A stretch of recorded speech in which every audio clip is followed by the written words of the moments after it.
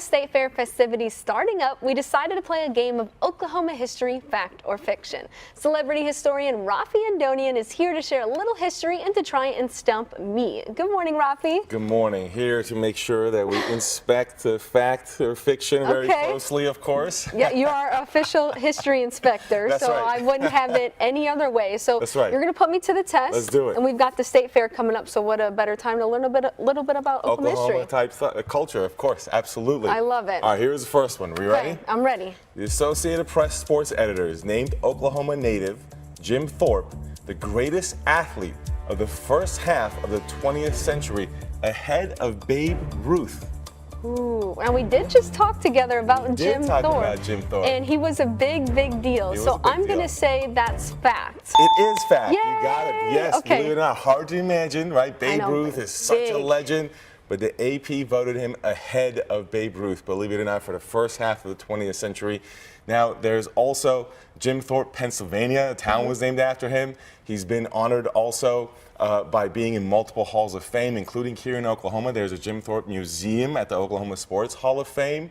And he's been honored also with two postage stamps in the U.S. that was released in 1980s and one in the 1990s. So a legend in his own right, for sure, and right here from Oklahoma. Yeah, well, it makes sense why we consider him to be that great. That's right. Okay, That's right. Well, I feel good I'm on the board. That's right. You did a good one. Thank you did good to start out.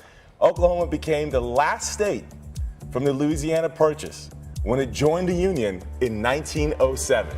Ooh, I feel like I'm back in high school history class. I'm going to say fact. All right. No, it's not. No.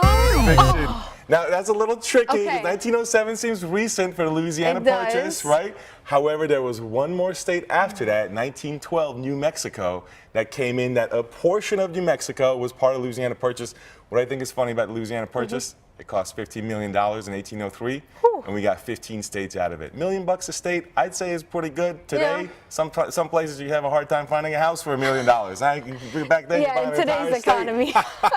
Exactly. And certainly one of the most significant pieces of American history, helped make the U.S. a continental power, and also opened the issue of slavery to be debated about expanding out west, which of course eventually led to the Civil War. So big deal, and Oklahoma is a piece of that history as well. Okay, my history teacher is shaking his head right now. Let's get to the next one. All right, next one. The Ralph Ellison Award, given for outstanding contributions to Oklahoma's literary heritage, is named after its first recipient, Ralph Ellison. Are you trying to stump me with the way you worded this question? I feel like you are, because it makes sense, right? Normally we hear of awards named after the pioneer or the first one who won the award. I'm going to say fact. It is a fact. Okay. It's like almost too simple. I know. Yeah. You were going to stump me. Now, what's really funny, it's cool, is the Oklahoma Center for the Book named it after him. Ralph Ellison is an Oklahoma native, born here.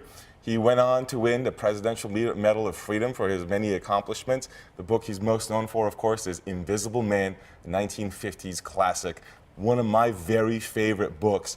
Now, Ralph Waldo Ellison was named after Ralph Waldo Emerson, who was a 19th century giant author. And he talked a lot about individualism and pressures of conforming to society.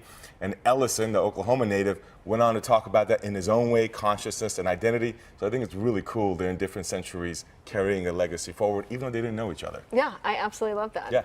Okay. Next one? Next one. All right.